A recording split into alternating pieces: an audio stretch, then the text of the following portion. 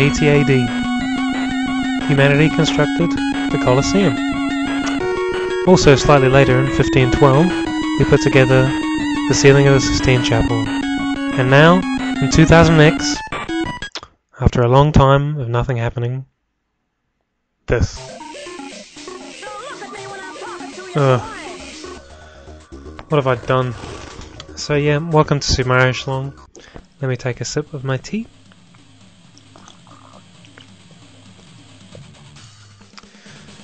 What load of crap this game is. It's called Urban Yeti, and it's about exactly what it says on the tin.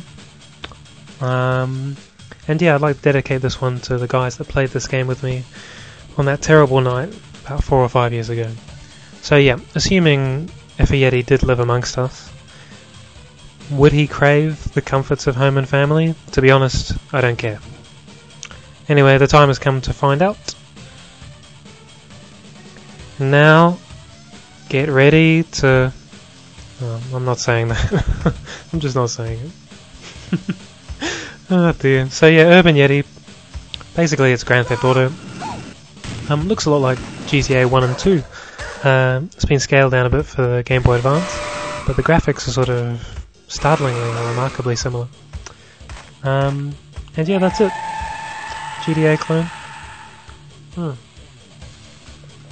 So yeah, you've got to find your way to the female Yeti before another Yeti does. So I guess the logic here is survival of your species is at stake.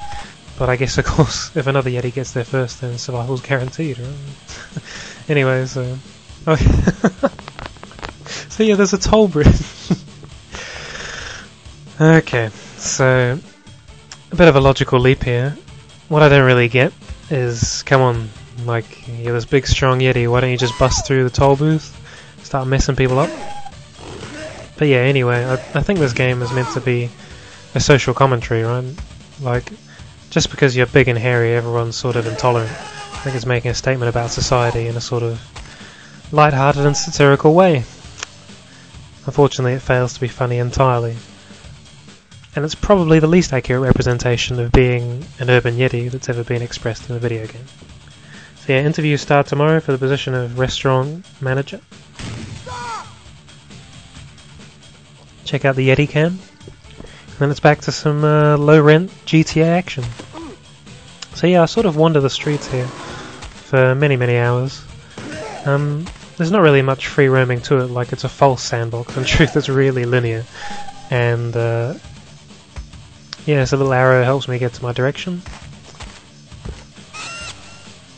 I'm sure someone at Rockstar is taking notes, preparing for a lawsuit.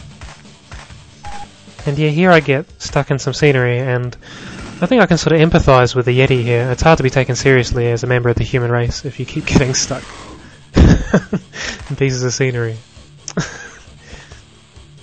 Sorry, sir, we're not accept. Well, at least he called me sir. I mean, he's really breaking down the barriers there. And discriminating slightly less against me than everybody else in this game will. So yeah, Urban Yeti serving up good food and good times. Nothing could be further from the truth. As Urban Yeti turns into a glorified version of Tapper. Now Tapper's one of those brilliant retro games where everything just feels right, it's got a perfect difficulty curve.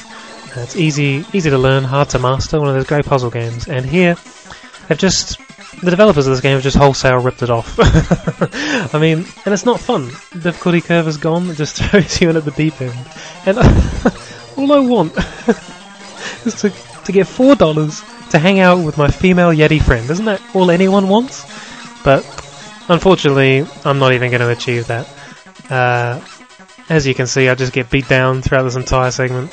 And it goes without saying, doesn't it? This game sucks dong. If you see it in the store, don't buy it. This is like a warning to the curious, a warning to future generations. Don't come anywhere near Urban Yeti. Don't say I didn't warn you.